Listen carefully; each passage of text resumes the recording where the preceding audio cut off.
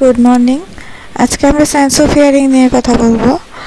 তো এখানে একটা ইমেজ দেখানো হয়েছে ইয়ারের অ্যানাটমি নিয়ে।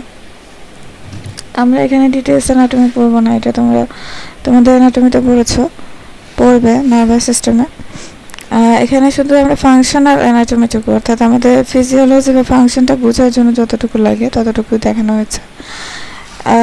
এটা আমরা জানি তিনটা পার্টে ভাগ করতে পারি, একটা হচ্ছে এক্সটার্নাল লেয়ার, একটা হচ্ছে মিডল লেয়ার, আর একটা হচ্ছে ইন্টারনাল লেয়ার।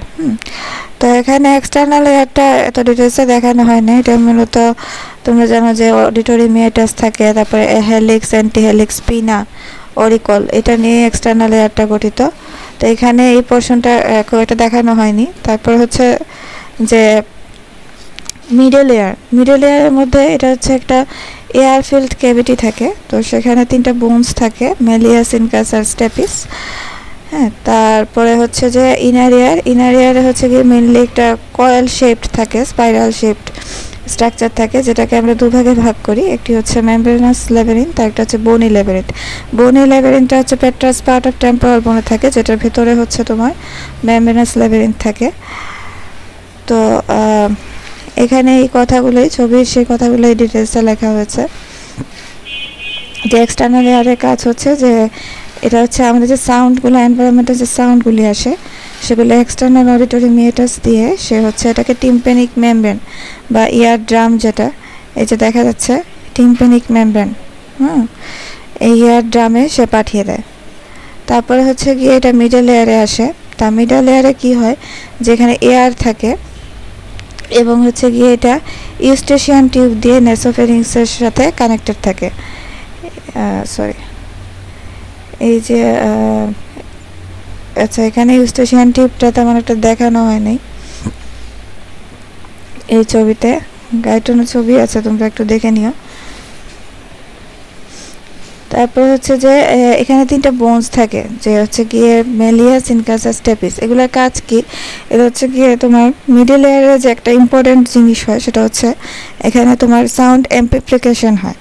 হ্যাঁ, এবং এটা শুধু এয়ার কন্ডাকশনের ক্ষেত্রে হয়। প্রায় 23 টাইমস সাউন্ড অ্যাম্প্লিফিকেশন হয়, যার কারণে আমরা দেখতে পাই যে আমাদের এয়ার কন্ডাকশনটা নর্মালি বোন কন্ডাকশনের চাইতে বেটার হয়, because of this amplification of sound in the middle layer, যেটা বোন কন্ডাকশনের ক্ষেত্রে হয় না। আর ইনার ইয়ারে দেখো দুটো পার্ট থাকে, একটি হচ্ছে বোনি ল্যাবিরিন্থ, যেটা হচ্ছে এই যে আগে যেটা বলেছিলাম যে পেট্রাস পোর্শন অফ টেম্পোরাল বোনে থাকে সিরিজ অফ বোনি চ্যানেলস, এবং এখানে পেরিলিম্ফ থাকে, ফ্লুইডটার নাম আর কি। আর এটা হচ্ছে মেমব্রেনাস ল্যাবিরিন্থ, যেটা এই বোনি চ্যানেলসের ভেতরে থাকে, এবং এটাতে যে ফ্লুইডটা থাকে সেটাকে বলা হচ্ছে এন্ডোলিম্ফস। এই ইনার এয়ারে আবার হচ্ছে গিয়ে তোমার তিনটা পার্ট থাকে বা তিনটা ইম্পর্টেন্ট স্ট্রাকচার থাকে। যে একটা হচ্ছে গিয়ে ককলিয়া। ককলিয়াতে হচ্ছে তোমার হিয়ারিংয়ের জন্য যে রিসেপ্টর, অডিটরি রিসেপ্টর থাকে, হেয়ার সেলসগুলা অর্গান অফ কর্টির ভিতরে থাকে। আরেকটা হচ্ছে তোমার সেমিসার্কুলার ক্যানাল, যেটার মধ্যে হচ্ছে গিয়ে হেড রোটেশন করলে, অর্থাৎ এটা আমাদের ইকুইলিব্রিয়াম মেনটেন্যান্সে হেল্প করে। আমরা আমাদের সেরেবেলামের চ্যাপ্টারে বলেছিলাম যে ইকুইলিব্রিয়াম মেনটেন্যান্সে সেরেবেলামের সাথে সাথে সেমিসার্কুলার ক্যানালে যে ইউট্রিকল স্যাকুল থাকে, এগুলো হচ্ছে গিয়ে তোমার সেখানে ইকুইলিব্রিয়াম মেনটেন্যান্সে হেল্প করে। দেন আসা হচ্ছে অটোলিথ অর্গান, এটা হচ্ছে গ্র্যাভিটি, যেমন হাঁটা চলা, অ্যান্টি গ্র্যাভিটি মুভমেন্ট, হ্যাঁ, বা হেড টিল্ট করা, এগুলোর জন্য যে এই সেন্স করার জন্য যে রিসেপ্টরগুলো দরকার সেটা হচ্ছে এই অটোলিথ অর্গানে থাকে। আচ্ছা, তারপরে আমরা কি বলেছি যে এই যে ককলিয়া, যেটা কিনা হচ্ছে তোমার ইনার ইয়ারের একটা পার্ট, এখানে হচ্ছে গিয়ে অডিটরি রিসেপ্টরস থাকে অর্গান অফ কর্টির ভিতরে। তো এই অর্গান অফ কর্টিটা কি? অর্গান অফ কর্টিটা হচ্ছে একটা স্পাইরাল শেপ স্ট্রাকচার, যেটার মধ্যে তোমার হেয়ার সেলস থাকে। হেয়ার সেলসগুলোই হচ্ছে আসলে অডিটরি রিসেপ্টর। এখানে হচ্ছে 4 রোজ অফ হেয়ার সেল থাকে, যার মধ্যে 3টা থাকে বাইরের দিকে আর একটা রো থাকে ভেতরের দিকে। এখানে হচ্ছে গিয়ে তোমার একটা ইমেজ দেখানো হয়েছে অর্গান অফ কর্টির। এই যে বলেছিলাম যে 4টা রো থাকে, এই যে আমরা দেখতে পাচ্ছি যে আউটার 3টা লেয়ার অফ হেয়ার সেলস এবং inner layer of hair cells. এই যে আমরা দেখতে পাচ্ছি যে এখানে বেসিলার মেমব্রেনের উপরে এই স্ট্রাকচারটা তোমার এক্সপানশন হয়েছে, এবং হচ্ছে গিয়ে উপরের দিকে কানেক্টেড আছে হেয়ার সেলগুলো কিসের সাথে, টেক্টোরিয়াল মেমব্রেনের সাথে। এবং হেয়ার সেল থেকে দেখো কিছু খুবই স্মল প্রসেস এক্সপান্স হয়, এখান থেকে এক্সপানশন হয়, এগুলাকে বলা হয় কি স্টার্কোসিলিয়া। তো স্টার্কোসিলিয়ার মুভমেন্টের কারণেই মেনলি হচ্ছে গিয়ে আমাদের হেয়ার সেলের ডিপোলারাইজেশন হয় এবং আমরা শুনতে পাই। এবং এই যে তোমার ডিপোলারাইজেশন বা অ্যাকশন পটেনশিয়াল জেনারেট হলো, সেটা হচ্ছে কোন নার্ভের মাধ্যমে যায়? আমরা জানি ভেস্টিবুলো ককলিয়ার নার্ভ, যেটা হচ্ছে 8th ক্রেনিয়াল নার্ভ। এটা হচ্ছে একটা মিক্সড নার্ভ, এটা একটা হচ্ছে সেন্সরি নার্ভ। এটার মধ্যে দুটো পোর্শন থাকে, একটা হচ্ছে ভেস্টিবুলার পোর্শন আর একটা হচ্ছে ককলিয়ার পোর্শন। তো ভেস্টিবুলার পোর্শনটা হচ্ছে আমাদের ইকুইলিব্রিয়াম মেনটেন্যান্সে হেল্প করে, আর ককলিয়ার পোর্শনটা হচ্ছে আমাদের হিয়ারিংয়ে হেল্প করে। তো এইখানে দেখো যে এই যে ককলিয়ার নার্ভটা, যেটা কিনা স্পাইরাল গ্যাংলিয়ন সেল দিয়ে তৈরি হয়, সেটা কার সাথে কানেক্টেড থাকে? হেয়ার সেলের সাথে। তাই হেয়ার সেলে যখনই কোনো অ্যাকশন পটেনশিয়াল জেনারেট হয়, সেটা তোমার আলটিমেটলি স্পাইরাল গ্যাংলিয়ন দিয়ে গিয়ে তোমার ককলিয়ার নার্ভে চলে যায়, সেখান থেকে আলটিমেটলি অডিটরি কর্টেক্স, আমাদের সেরেব্রাল কর্টেক্সের যে অডিটরি এরিয়া, সেখানে যায়। আচ্ছা, এখন আমরা আসি মেকানিজম অফ হিয়ারিংয়ের মেকানিজম। এই প্রশ্নটা দুভাবে আসতে পারে। একটা হচ্ছে যে মেকানিজম অফ হিয়ারিং যদি বলা হয়, সেক্ষেত্রে পুরোটাই বলতে হবে যে এনভায়রনমেন্ট থেকে সাউন্ড কিভাবে আলটিমেটলি আমাদের ইয়ারে এসে ঢুকলো, এক্সটার্নাল, মিডল, ইনার ইয়ার হয়ে আলটিমেটলি নিউরাল পাথওয়ে দিয়ে গিয়ে সেরেব্রাল কর্টেক্স পর্যন্ত পৌঁছলো। আর যদি আসে যে শুধু অডিটরি পাথওয়ে বা neural pathway of hearing, in that case শুধু রিসেপ্টর থেকে শুরু করলেই হবে। তো এই জন্য এখানে আলাদা আলাদাভাবে দেখানো হয়েছে। তো আমরা ফার্স্টে মেকানিজম অফ হিয়ারিংয়ে আসি। এটা হচ্ছে যে ফার্স্টে আমাদের যে এক্সটার্নাল এরিয়ার যে অরিকল থাকে, হ্যাঁ, সেটা হচ্ছে কি আমরা সাউন্ড ওয়েভটা কালেক্ট করে, তারপরে সেটা এক্সটার্নাল অডিটরি মিয়েটাস, হ্যাঁ, যে কানের যে ছিদ্র, সেটা দিয়ে হচ্ছে গিয়ে এটা পাস করে। তারপরে পাস করার পরে কি হয়, যে টিম্পেনিক মেমব্রেন বা ইয়ার ড্রাম, সেখানে গিয়ে এটা ভাইব্রেশন হয়, এই সাউন্ডটা সেখানে গিয়ে ভাইব্রেশন প্রডিউস করে। দেন হচ্ছে গিয়ে এটা মিডল লেয়ারের যে 3টা বোন, যেটা আমরা বলেছিলাম আগে, যে মেলিয়া, সিনকাস, স্টেপিস, এটা দিয়ে হচ্ছে গিয়ে এটা ট্রান্সমিট হয় এবং অ্যাম্প্লিফিকেশন হয় in case of year conduction. তো এরপরে যেটা হয় যে foot plates of the stapes, সেটা মুভমেন্ট হয়। তারপরে তোমার হচ্ছে গিয়ে যে আমরা বলেছিলাম যে ইনার ইয়ারে আমাদের হচ্ছে গিয়ে তোমার পেরিলিম্ফ থাকে, এন্ডোলিম্ফ থাকে। তো পেরিলিম্ফের মধ্যে ভাইব্রেশন ক্রিয়েট হয়। তারপরে এখানে একটা অ্যারো চিহ্ন বাদ পড়ে গেছে। তারপরে যেটা হয় যে এটা পেরিলিম্ফ থেকে কোথায় যায়, রেইসনার্স মেমব্রেনে যায়। রেইসনার্স মেমব্রেন থেকে তারপরে হচ্ছে গিয়ে এটা স্ক্যালা মিডিয়াতে যায়। স্ক্যালা মিডিয়া হচ্ছে গিয়ে, তো স্ক্যালা মিডিয়ার মধ্যে হচ্ছে এন্ডোলিম্ফ থাকে, যেটা আমরা বলেছিলাম মেমব্রেনাস ল্যাবিরিন্থের ভিতরে থাকে। তারপরে হচ্ছে সেখান থেকে আলটিমেটলি বেসিলার মেমব্রেনে যায়, যেটা একটু আগে দেখালাম, যেটা থেকে অর্গান অফ কর্টিটা, আমাদের যেটার উপরে অর্গান অফ কর্টিটা থাকে। তো এই বেসিলার মেমব্রেনে যখন ভাইব্রেশন হয়, তখন কি হয়, সেখানে যে হেয়ার সেলের মধ্যে স্টার্কোসিলিয়া থাকে, সেগুলো ব্যান্ড হয়ে যায়, নুয়ে যায়। তো এই নুয়ে যাওয়া বা ব্যান্ড হয়ে যাওয়ার যে তোমার কি বলবো টেন্ডেন্সি, সেটা একটা পার্টিকুলার টেন্ডেন্সি থাকে, যে শর্টার যে স্টার্কোসিলিয়াগুলো থাকে, ছোটো যে স্টার্কোসিলিয়াগুলো থাকে, ছোটোগুলো হচ্ছে বড়গুলোর দিকে ব্যান্ড হয়। হ্যাঁ, তারপরে হচ্ছে গিয়ে যখন এই ব্যান্ডিংটা হয়, তখন কি হয় যে হায়ার স্টার্কোসিলিয়াতে যে ক্যাটায়ন চ্যানেল থাকে, ক্যাটায়ন চ্যানেলসগুলো ওপেন হয়ে যায়। এটা একটা মেকানিক্যাল তোমার স্টিমুলাস হিসেবে কাজ করে ব্যান্ডিংটা। তো যখন এই স্টিমুলাস পড়ে, অর্থাৎ যখন ব্যান্ড হয়, তখন এই ক্যাটায়ন চ্যানেলসগুলো ওপেন হওয়ার কারণে মেইনলি হচ্ছে কি আমাদের পটাশিয়াম আয়ন এবং সাথে কিছু ক্যালসিয়াম আয়ন এন্টার করে। দেন হচ্ছে যেহেতু পজিটিভিটি বেড়ে যাচ্ছে সেলের ভিতরে, সেহেতু ডিপোলারাইজেশন হয় এবং তারপরে হচ্ছে গিয়ে অডিটরি পাথওয়ে দিয়ে আমাদের আলটিমেটলি সেরেব্রাল কর্টেক্সে যায়। তো এখানে আমি অডিটরি পাথওয়েটা এই স্লাইডে দেখাইনি, নেক্সট স্লাইডে দেখানো হয়েছে। তোমাদের কিন্তু পরীক্ষার সময় আসলে পুরাটাই মানে দিতে হবে। এখন আমরা চলে আসি অডিটরি পাথওয়েতে। এখন আমাদের হেয়ার সেলের ডিপোলারাইজেশন অলরেডি হয়ে গিয়েছে। এখন আমরা দেখেছিলাম যে হেয়ার সেলের সাথে হচ্ছে নিচের দিকে কি থাকে, স্পাইরাল গ্যাংলিয়ন কালেক্টর থাকে। স্পাইরাল গ্যাংলিয়ন যে নার্ভ সেল, যেগুলো কিনা ককলিয়ার নার্ভ ফর্মেশন করে। তো ইন দ্যাট কেস এটা হচ্ছে আমাদের ফার্স্ট অর্ডার নিউরন। তারপর ফার্স্ট অর্ডার নিউরন থেকে এটা কোথায় যাবে, এটা হচ্ছে এই যে ককলিয়ার নার্ভের 2টা নিউক্লিয়াই থাকে, একটা হচ্ছে ভেন্ট্রাল আর ডরসাল ককলিয়ার নিউক্লিয়াই, এখানে যায়। তারপরে সেখান থেকে superior olivary nucleus of the opposite side, বেশিরভাগ ফাইবার হচ্ছে অপোজিট সাইডের যে সুপিরিয়র অলিভারি নিউক্লিয়াস থাকে সেখানে যায়, আর ফিউ ফাইবার হচ্ছে সেম সাইডের সুপিরিয়র অলিভারি নিউক্লিয়াসে যায়। তারপরে সেখান থেকে ল্যাটারাল লেমনিসকাস দিয়ে গিয়ে আলটিমেটলি ইনফিরিয়র কলিকুলাসে গিয়ে পৌঁছে, এটা হচ্ছে ফোর্থ অর্ডার নিউরন। তারপরে সেখান থেকে মিডিয়াল জেনিকুলেট বডি দিয়ে অডিটরি রেডিয়েশন হয়ে আলটিমেটলি এটা অডিটরি কর্টেক্সে, যেটা কিনা টেম্পোরাল লোবে থাকে, সেখানে গিয়ে শেষ হয়। তো আমাদের তোমরা তোমাদের অ্যানাটমিতে পড়বে যে সেরেব্রাল কর্টেক্সে বিভিন্ন ফাংশনের জন্য বিভিন্ন এরিয়া তোমার নির্দিষ্ট করা থাকে। তো এর মধ্যে আমাদের হিয়ারিংয়ের জন্য বা অডিশনের জন্য যে এরিয়াগুলো থাকে, দুটো এরিয়া, একটা হচ্ছে প্রাইমারি অডিটরি এরিয়া বা প্রাইমারি অডিটরি কর্টেক্স যেটাকে বলা হয়, এটা হচ্ছে এরিয়া নাম্বার 41, যেখানে আমরা সাউন্ডটাকে পারসিভ করি যে আমি একটা সাউন্ড শুনতে পেলাম। আরেকটা হচ্ছে সেকেন্ডারি অডিটরি এরিয়া, এটা হচ্ছে গিয়ে আরেকটু মডিফাইডভাবে কাজ করে।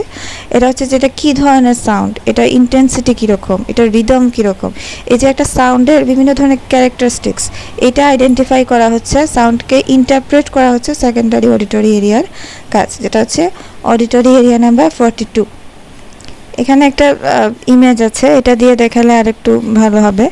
যে এখানে দেখো অর্গান অফ কর্টি দেখানো হচ্ছে, এখানে তোমার ডিপোলারাইজেশন হলো, তারপরে তোমার এখানে ককলিয়ার নার্ভ দিয়ে ventral and dorsal cochlear nuclei দিয়ে, যেটা আগেই বলেছিলাম যে এখান দিয়ে আমাদের কোথায় গেল, সুপিরিয়র অলিভারি নিউক্লিয়াস। দেখো বেশিরভাগ ফাইবারই অপোজিট সাইডের সুপিরিয়র অলিভারি নিউক্লিয়াসে যাচ্ছে এবং কিছু ফাইবার হচ্ছে সেম সাইডের অলিভারি নিউক্লিয়াসে যাচ্ছে।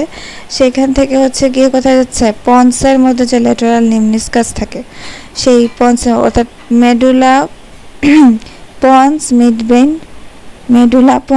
ব্রেন, এই তিনটা দিয়ে হচ্ছে আমাদের ব্রেন স্টেম। এখন আমরা ব্রেন স্টেমের মধ্যে আছি, এতক্ষণ আমরা ছিলাম হচ্ছে ব্রেন স্টেমের মেডুলার মধ্যে। এখন আমরা চলে এসেছি কোথায়, সুপিরিয়র অলিভারি নিউক্লিয়াসটাও পন্সের মধ্যে থাকে, তারপরে সেখান থেকে ল্যাটারাল লেমনিসকাস, এটাও পন্সের মধ্যে। তারপরে দেখো সেখান থেকে ইনফেরিয়র কলিকুলাস, এটা কোথায়, এটা হচ্ছে মিড ব্রেনে। তারপরে সেখান থেকে মিডিয়াল জেনিকুলেট বডি হয়ে আলটিমেটলি অডিটরি রেডিয়েশন দিয়ে কোথায় গেল, আমাদের সেরেব্রাল কর্টেক্সে চলে গেল। সেরেব্রাল কর্টেক্সের যে অডিটরি পোর্শনটা বা অডিটরি কর্টেক্স এটাকে বলা হয়, সেখানে গেল। তো অডিটরি পাথওয়ে যদি আসে তাহলে শুধু হেয়ার সেল থেকে দিলেই হবে, মেনলি এটা নিউরাল পাথওয়েটাকেই ইন্ডিকেট করে অডিটরি পাথওয়ে। আর যদি মেকানিজম অফ হিয়ারিং আসে তাহলে একদম যে তোমার সাউন্ড পারসিভ হলো এনভায়রনমেন্ট থেকে, সেখান থেকে শুরু করতে হবে। এবং সাথে যদি ছবিটা দিয়ে দাও, ইমেজটা দিয়ে দাও, তাহলে খুবই ভালো হয়, এটাতে মানে মার্ক বেশি পাওয়া যায় আর কি। আচ্ছা, এখন আমরা আসি যে এখানে কী কী ক্লিনিক্যাল অ্যাবনর্মালিটিস থাকতে পারে। ইয়ারের সাথে রিলেটেড ক্লিনিক্যাল অ্যাবনর্মালিটিস হচ্ছে গিয়ে একটা হচ্ছে যে ডিফনেস, এটা হচ্ছে গিয়ে যে complete or partial loss of ability of hearing. এটা যদি কমপ্লিট লস হয়ে যায়, একদমই শুনতে না পায়, তাহলে কমপ্লিট ডিফ। আর যদি পার্শিয়ালি লস হয়, কিছু কিছু শোনা যাচ্ছে, তাহলে সেটা হচ্ছে পার্শিয়াল ডিফনেস। তো এই ডিফনেসটাকে আমরা আবার হচ্ছে গিয়ে দুভাগে ভাগ করি। একটা হচ্ছে কজ অনুযায়ী, এটাকে বলা হচ্ছে, একটা হচ্ছে কন্ডাকশন ডিফনেস আর একটা হচ্ছে গিয়ে তোমার নার্ভ ডিফনেস। তো কন্ডাকশন ডিফনেসে কী হচ্ছে, এখানে আমার নার্ভের মধ্যে কোনো সমস্যা নেই, এখানে আমার সাউন্ড ট্রান্সমিশনের যে কন্ডাকশনের মধ্যে সমস্যা। এখানে আমার নার্ভ ইনটেক্ট আছে, কিন্তু সাউন্ডে যে ট্রান্সমিশন হয়ে যে আসবে, যে স্ট্রাকচারগুলো দিয়ে কন্ডাক্ট হবে, সেই স্ট্রাকচারগুলোর মধ্যে সমস্যা। তো এটার মধ্যে আমরা জানি সাউন্ড ট্রান্সমিশনের জন্য external layer, middle layer, inner layer, বিভিন্ন স্ট্রাকচার একটার পর একটা দিয়ে হচ্ছে সাউন্ডকে ট্রান্সমিট হয়ে বা কন্ডাক্ট হয়ে আসতে হয়। তো এর মধ্যে দেখো এক্সটার্নাল লেয়ারে যদি কী কী কজের কারণে কন্ডাকশন ডিফনেস হতে পারে, একটা হচ্ছে কনজেনিটাল অ্যাট্রেসিয়া, মানে তার জন্ম থেকেই এক্সটার্নাল লেয়ার অ্যাট্রেসিয়া হয়ে গেছে। অ্যাট্রেসিয়া মানে হচ্ছে একদম মানে অ্যাট্রোফিড হয়ে যাওয়া আর কি। তারপর হচ্ছে plugging of external auditory canal with wax বা ফরেন বডি। ওয়াক্স মানে হচ্ছে কানে যে অনেক সময় দেখা যায় কারো কানে এত বেশি মানে ময়লা জমে যে তার হচ্ছে গিয়ে পুরো ব্লক হয়ে যায় এক্সটার্নাল অডিটরি মিয়েটাস। আবার ফরেন বডি ছোটো বাচ্চাদের ক্ষেত্রে অনেক কমন দেখা যায়, অনেক সময় পোকা টোকা ঢুকে যেতে পারে বা কিছু একটা ঢুকাই দিতে পারে কানের ভিতরে, সেক্ষেত্রে হতে পারে। একটা হচ্ছে নিওপ্লাজম বা টিউমার, হ্যাঁ, এটার কারণে হতে পারে। তারপরে আসি হচ্ছে মিডল লেয়ারে। মিডল লেয়ারে কী হতে পারে, একটা হচ্ছে যে অটাইটিস মিডিয়া। অটাইটিস শব্দটা মানে হচ্ছে অটাইটিস মানেই হচ্ছে ইয়ার ইনফেকশন, ইয়ার ইনফেকশনকে আমরা অটাইটিস বলি। তো অটাইটিস মিডিয়া বলতে মিডল ইয়ার ইনফেকশনকে বোঝানো হয়। এটা যদি রিপিটেডলি হতে থাকে, ইনফেকশনটা কি, ইনফেকশনটা হচ্ছে এক ধরনের ইনফ্লামেশন, এবং ইনফ্লামেশনের একটা কমপ্লিকেশন আমরা জানি ফাইব্রোসিস হয়ে যাওয়া বা ঠিক হয়ে যাওয়া। যে স্ট্রাকচারে ইনফ্লামেশন হয় সেটা যদি বারবার হতে থাকে তখন সেটা কি হয়, যে ফাইব্রাস টিস্যু এটার মধ্যে গ্রো করে এবং এটা অনেক বেশি ঠিক হয়ে যায়। তো ইয়ার ড্রামটা যদি ঠিক হয়ে যায়, বাট ইয়ার ড্রাম মানে কি, টিম্পেনিক মেমব্রেন, এটা যদি ঠিক হয়ে যায় তখন সে দেখা যায় সাউন্ড ওয়েভটা এটাকে ঠিকমতো ভাইব্রেট করতে পারছে না, যার কারণে হচ্ছে সাউন্ডটা ঠিকমতো ট্রান্সমিশন হচ্ছে না। আরেকটা হচ্ছে কি অটোস্ক্লেরোসিস, এটা হচ্ছে ফিউজ হয়ে যায় ইয়ার ড্রামটা বোনসের সাথে, যার কারণে সে ভাইব্রেট করতে পারে না। আরেকটা হতে পারে যে টিম্পেনিক মেমব্রেনের রাপচার হয়ে যেতে পারে, অথবা যে আমাদের মেলিয়াস ইনকাস স্টেপিস ছিল সেগুলোর কোনো ইনজুরির কারণে, ট্রমার কারণে ডিস্ট্রাকশন যদি হয়ে যায় তাহলে হচ্ছে গিয়ে আমাদের সাউন্ড ট্রান্সমিশন হতে পারে না। এটা গেল হচ্ছে আমাদের কন্ডাকশন ডিফনেসের কারণ। এখন আমরা আসি নার্ভ ডিফনেস বা সেন্সরি নিউরাল ডিফনেস। এখানে হচ্ছে আমার এয়ার কন্ডাকশনের কোনো সমস্যা নেই, আমার এনভায়রনমেন্ট থেকে নর্মালি এয়ার হচ্ছে গিয়ে বিভিন্ন স্ট্রাকচার দিয়ে সুন্দরভাবে আমার কান পর্যন্ত চলে আসতেছে। বাট এখানে যে সমস্যাটা হচ্ছে সেটা হচ্ছে যে কান মানে আমার ইয়ারের মধ্যে সাউন্ডটা ট্রান্সমিট হতে পারলেও সেটা হচ্ছে গিয়ে আমার নার্ভের মধ্যে সমস্যা থাকার কারণে অ্যাকশন পটেনশিয়াল জেনারেট করতে পারছে না, যার কারণে আমার সেরেব্রাল কর্টেক্স পর্যন্ত, অর্থাৎ এখানে আমার সমস্যাটা কোথায়, সমস্যাটা হচ্ছে আমার নিউরাল পাথওয়েতে। নিউরাল পাথওয়ের যে কোনো একটা জায়গায় যদি কোনো সমস্যা হয় তাহলেই আমার সেন্সরি নিউরাল ডিফনেস বা নার্ভ ডিফনেস যেটাকে বলা হয় সেটি হতে পারে। এটা কনজেনিটালে কেন হতে পারে, কনজেনিটাল সিফিলিস বা কনজেনিটাল যদি মায়ের রুবেলা, মামস, মিজেলস এই ধরনের ইনফেকশন হয় মায়ের, তখন দেখা যায় যে বাচ্চা মানে জন্ম থেকেই সে হচ্ছে সেন্সরি নিউরাল ডিফনেসে ভুগে। কারণ হচ্ছে এই ভাইরাসগুলো কী করে, এগুলো হচ্ছে ইয়ারের যে আমাদের ককলিয়ার নার্ভ সেই নার্ভটাকে এফেক্ট করে এই ভাইরাসগুলো, সিফিলিস, তারপরে রুবেলা, মামস, মিজালস এগুলো। তারপরে হচ্ছে অ্যাকোয়ার্ডের মধ্যে সবচেয়ে কমন হচ্ছে আমাদের প্রলং এক্সপোজার টু নয়েজ। হ্যাঁ, তুমি প্রায়ই দেখতে পারবে যে যারা ফ্যাক্টরিতে কাজ করে এই ধরনের লেবারাররা বা হচ্ছে গিয়ে যারা রাস্তায় তোমার সিএনজি ড্রাইভার বা ট্রাক ড্রাইভার, এরা রাস্তায় সবসময় অনেক হাইলি তোমার হাই সাউন্ডের মধ্যে মানে অনেক হাই পিচড সাউন্ডের সাথে তারা সবসময় এক্সপোজার হতে থাকে, যার কারণে হচ্ছে কি এটা। এবং আমরা যারা যে মানে নর্মাল পারসনরা যারা আমরা বাইরে এক্সটার্নাল অ্যাক্টিভিটি বা আউটডোর অ্যাক্টিভিটি তেমন করি না, তাদের ক্ষেত্রে একটা কমন কজ হচ্ছে ইয়ারফোন। অনেকে আছে ইয়ারফোন দিয়ে সারাক্ষণ ইয়ারফোন কানে লাগিয়ে রাখে এবং একদম প্রচণ্ড শব্দে গান শুনতে থাকে। তাদের ক্ষেত্রেও দেখা যায় এই যে তোমার সেন্সরি নিউরাল ডিফনেস ডেভেলপ করে।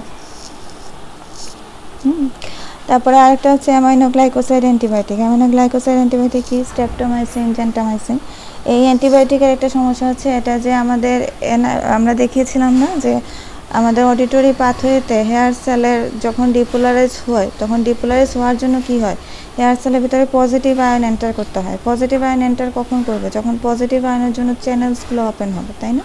তো এই অ্যামাইনোগ্লাইকোসাইড অ্যান্টিবায়োটিকের একটা সাইড এফেক্ট হচ্ছে সেই ক্যাটায়ন চ্যানেলসগুলোকে ব্লক করে দেয়, যার কারণে ক্যাটায়ন চ্যানেলসগুলো ওপেন করতে পারে না। এবং হচ্ছে যে ক্যাটায়নগুলো অর্থাৎ আমার পটাশিয়াম ক্যালসিয়াম যেটা কিনা আমার হেয়ার সেলকে ডিপোলারাইজ করার জন্য দরকার, সেটা হচ্ছে গিয়ে ঢুকতে পারে না এবং ডিপোলারাইজ করতে পারে না, যার কারণে অ্যাকশন পটেনশিয়াল জেনারেট হয় না। তারপরে দেখো হচ্ছে টিউমার হতে পারে, যেমন ককলিয়ার নার্ভে যদি কোনো টিউমার হয়, সেরেবেলার পন্টাইন অ্যাঙ্গেলে যদি তোমার টিউমার হয় যেটা দিয়ে ককলিয়ার নার্ভ ঢুকে, তারপর যদি মেডালাতে কোনো ভাস্কুলার ড্যামেজ হয়, কারণ আমরা দেখেছিলাম ককলিয়ার নার্ভটা কীভাবে মানে অডিটরি কর্টেক্স পর্যন্ত পৌঁছায়, এখানে মেডালা দিয়ে পৌঁছাতে হয়, বা অন্য যে কোনো পাথওয়েতে। হ্যাঁ, এখানে সবগুলো কজ তো আর দেখানো হয়নি, যেগুলো মোস্ট কমন সেগুলোই শুধু দেখানো হয়েছে। অডিটরি পাথওয়ে যে কোনো জায়গায় যদি সমস্যা হয় তাহলে সেন্সরি নিউরাল ডিফনেস হতে পারে। এখন এই যে ডিফনেস, কারো ডিফনেস আছে কি না, তার হিয়ারিং ফাংশনটা ইনট্যাক্ট কিনা, এটা আমরা কিভাবে বুঝবো, এটা আমরা হিয়ারিং টেস্ট দিয়ে বুঝি। তো আমি এখানে শুধু যেটা মোস্ট কমন যে হিয়ারিং টেস্ট দুটো আছে, একটা হচ্ছে গিয়ে তোমার ওয়েবার টেস্ট আর একটা হচ্ছে রেনিস টেস্ট, এই দুটোই এখানে দেখিয়েছি। এবং এই দুটোই হচ্ছে গিয়ে রিটেনেও আসে, ভাইভাতেও জিজ্ঞেস করা হয়, এবং হচ্ছে গিয়ে এটা প্র্যাকটিক্যালে আসে। তো এটা প্র্যাকটিক্যালে তোমাদেরকে একদম হাতে কলমে দেখিয়ে দেওয়া হবে। আমি এখানে জাস্ট স্লাইডের মধ্যে যতটুকু মানে বোঝানো যায় সেটা চেষ্টা করব। ওয়েবার টেস্টটা কি? ওয়েবার টেস্টের জন্য যেটা করতে হয়, আমাদের একটা টিউনিং ফর্ক লাগে। টিউনিং ফর্ক সম্পর্কে তোমরা আশা করি সবাই জানো, তোমাদের ইন্টারমিডিয়েটে ফিজিক্সে সবাই টিউনিং ফর্কের প্র্যাকটিক্যাল করে এসেছো। তো আমাদের একটা টিউনিং ফর্ক লাগে, যেটা একটা পার্টিকুলার ফ্রিকোয়েন্সি থাকে 512 হার্টজ সাধারণত। তো এই ফ্রিকোয়েন্সি যুক্ত একটা টিউনিং ফর্ক আমাদের লাগে। তারপরে হচ্ছে সেই টিউনিং ফর্কে আমরা আমাদের হাতের পামে, মানে হাতের পামে যে বোনসটা থাকে সেখানে, অথবা হচ্ছে মানে থিনার এমিনেন্স বা হাইপোথিনার এমিনেন্সে অথবা এলবোতে এটাকে হচ্ছে গিয়ে স্ট্রাইক করে ভাইব্রেশন স্টার্ট করা হয় টিউনিং ফর্ক। তারপর সেই ভাইব্রেটিং টিউনিং ফর্কটা আমরা হচ্ছে স্কালের যে ভার্টেক্স আছে, ভার্টেক্স কোন পোর্শনটা তোমরা জানো, সেই ভার্টেক্সের উপরে হচ্ছে ঠিক মিডলে এটা হচ্ছে গিয়ে এই টিউনিং ফর্কটা রেখে দেওয়া হয়। তারপরে হচ্ছে গিয়ে পেশেন্টকে বা সাবজেক্টকে যার পরীক্ষা করা হচ্ছে তাকে জিজ্ঞেস করা হয় যে আপনি শুনতে পাচ্ছেন কিনা, এবং শুনতে পেলে যখন যদি বলে যে হ্যাঁ আমি শুনতে পাচ্ছি, তখন আমরা জিজ্ঞেস করবো যে আপনি দু কানে সমান শুনতে পাচ্ছেন কিনা। হ্যাঁ, এখন দেখো এই টেস্টের ইন্টারপ্রিটেশনটা কি। যে নর্মাল, অর্থাৎ যার হিয়ারিং নর্মাল, সে কী করবে, সে বলবে যে হ্যাঁ আমি দুই কানেই সমানভাবে শুনতে পাচ্ছি। কিন্তু যার কন্ডাকশন ডিফনেস আছে সে কি বলবে যে আমার হচ্ছে গিয়ে এই কানে, মনে করো যে তোমার ডান কানে আমি বেশি শুনছি বা বাম কানে আমি বেশি শুনছি। তো এটা কি ইন্ডিকেট করে? এটা ইন্ডিকেট করে তার ডান কানে অথবা বাম কানে কন্ডাকশন ডিফনেস আছে। কেন? কারণ হচ্ছে যে যে কানে কন্ডাকশন ডিফনেস থাকে সেই কানে আমাদের মাস্কিং এফেক্ট কাজ করে না। মাস্কিং এফেক্টটা কি?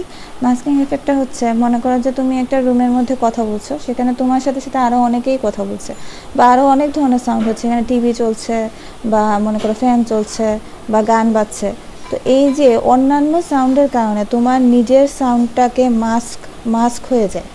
দেখা যায় যে একটা নয়েজি রুমে আমাদেরকে কথা বলতে গেলে অনেক জোরে জোরে কথা বলতে হচ্ছে, আবার আরেকটা রুম যেখানে একদম শান্ত, একবারে সাউন্ড প্রুফ রুম, সেখানে আমার হচ্ছে অনেক আস্তে আস্তে কথা বললেও কথা শোনা যায়। তো এই যে একটা সাউন্ড দিয়ে আরেকটা সাউন্ডকে মাস্ক করে ফেলা, সেটাকে বলা হয় মাস্কিং এফেক্ট। তো আমাদের এনভায়রনমেন্টের স্বাভাবিকভাবেই এনভায়রনমেন্টে বিভিন্ন ধরনের তোমার নয়েজ থাকে, সবসময়ই থাকে, তাই না? তো যার কারণে হচ্ছে গিয়ে এটা কী করে, যে টিউনিং ফর্ক থেকে আসা যে সাউন্ডটা সেটাকে মাস্ক করে ফেলে। তো যার কানে কন্ডাকশন ডিফনেস থাকে তার কানে তো এই এনভায়রনমেন্টাল নয়েজটা এসে ঢুকবে না, কারণ তার কন্ডাকশন ডিফনেস আছে। এই কারণে সে কী করে, শুধু হচ্ছে যেহেতু মাস্কিং এফেক্টটা ওই কানে কাজ করে না, সে হচ্ছে শুধু টিউনিং ফর্কের সাউন্ডটাই শুনতে পায়। এই কারণে সে বলে যে আমি আমার এই কানে বেশি শুনতে পাচ্ছি। আসলে এই কানেই হচ্ছে তার সমস্যা, কন্ডাকশন ডিফনেস।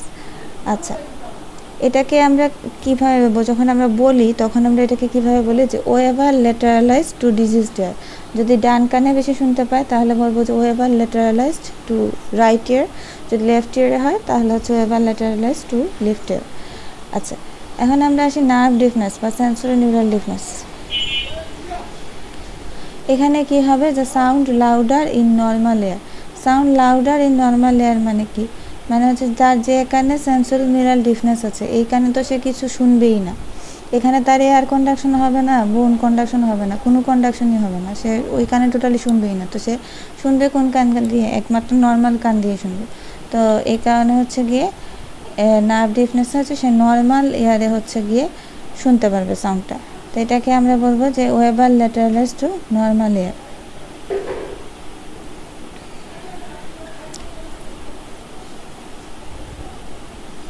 এখন হচ্ছে গিয়ে আমরা আসি রিনিস টেস্ট। এটা হচ্ছে গিয়ে যে base of the vibrating tuning force is. আচ্ছা, এখানে কি করা হচ্ছে, এখানে হচ্ছে গিয়ে টিউনিং ফর্ককে আমরা ভাইব্রেট করাবো হাতের হাইপোথিনার এমিনেন্স বা এলবোর মধ্যে স্ট্রাইক করে। তো সেখানে আমাদের স্ট্রাইক করার পরে এটা যখন ভাইব্রেশন হওয়া শুরু করবে, তখন আমরা ফার্স্টে কী করবো, আমাদের মাস্টার্ড প্রসেস, কানের ঠিক পেছনে যে হাড্ডিটা, সেখানে হচ্ছে গিয়ে এই বোনসের মধ্যে আমরা যে স্ট্যাম্পটা আছে, এটা স্ট্যাম্পটা এখানে রাখবো। তারপরে যখন এই স্ট্যাম্পটা হচ্ছে গিয়ে আমরা জিজ্ঞেস করবো সাবজেক্টকে আপনি শুনতে পাচ্ছেন কিনা, এবং আপনি যখন শোনা বন্ধ হয়ে যাবে তখন হাত তুলবেন। তো যখন সে হাত তুলে বোঝা যায় যে সে আর শুনতে পাচ্ছে না, তখন আমরা কি করি, সেটাকে নিয়ে কানের যে এক্সটার্নাল অডিটরি মিয়েটাস আছে সেটা সামনে নিয়ে রাখি। তো এখন আমরা আবার জিজ্ঞেস করবো যে আপনি শুনতে পাচ্ছেন কিনা, তখন দেখা যাবে সে বলবে যে যদি তার নর্মাল হিয়ারিং হয় সে বলবে যে হ্যাঁ আমি শুনতে পাচ্ছি। তারপরে যখন সে বলবে শুনতে পাচ্ছে তখন আবার নিয়ে তার মাস্টার প্রসেসর উপর রাখবো, এখন আপনি শুনতে পাচ্ছেন কিনা, তখন সে বলবে যে না আমি আর শুনতে পাচ্ছি না। এটা হচ্ছে নর্মাল।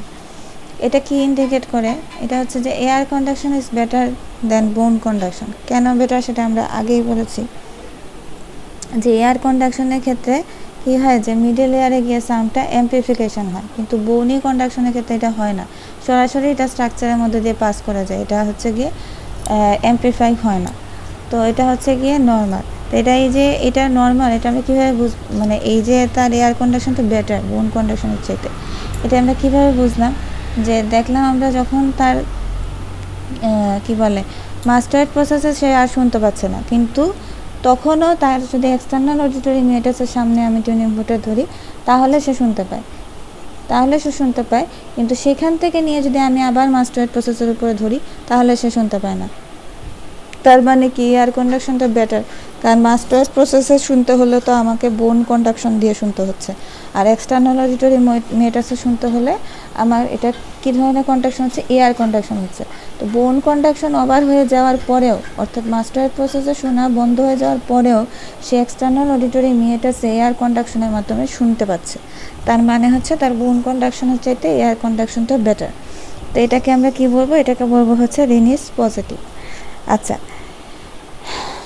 এখন যদি কারো নার্ভ ডিফনেস বা সেন্সরি নিউরাল ডিফনেস থাকে, কিন্তু সেটা যদি পার্শিয়াল থাকে, কমপ্লিট না হয়, তখনও দেখা যায় তার এয়ার কন্ডাকশনটা বোন কন্ডাকশনের চাইতে বেটারই থাকে, কিন্তু সেটা নর্মালের চাইতে কম থাকে, কারণ তার নার্ভের মধ্যে সমস্যা আছে। যদিও সেটা হচ্ছে পার্শিয়াল যদি থাকে তাহলে তখনও সে শুনতে পারবে, কিন্তু তারপরেও তার এয়ার কন্ডাকশনটা বোন কন্ডাকশনের চাইতে বেশি থাকবে। এটাকে বলা হয় রিডিউসড রিনিস পজিটিভ।